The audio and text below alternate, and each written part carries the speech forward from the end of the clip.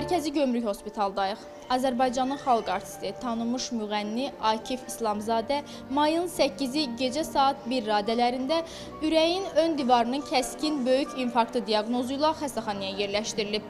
Sənətkarın səhhətində yaranmış problemlə əlaqədar dərhal təcili təxirə salınmaz tədbirlər görülüb. Həkimlərin sözlərinə görə ürəyin əsas damarında tam tıxanma aşkarlanıb və dərhal stent implantasiyası həyata keçirilib.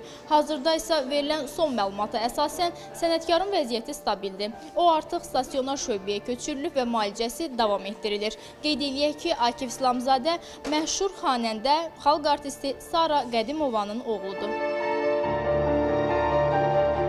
Hörmətli sənətkarımız Akif İslamzadə gecə saat 1 radələrində 103 ambulans tərəfindən xəstəxanamıza gətirildi. Ön divarın, ürəyin ön divarının ağır dərəcəli kəskin ön divar infarktı və xəstə həmən təcili təxirə salınmaz tibbi dəstək göstərildi və angioqrafiya otağına alındı.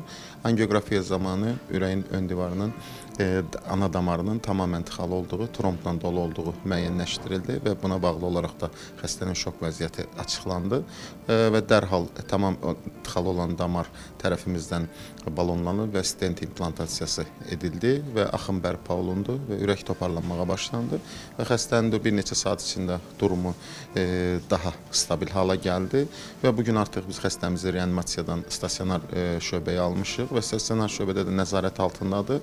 Hər şey qaydasında olarsa sabah və ya birisi gün evə buraxmağı planlayırıq.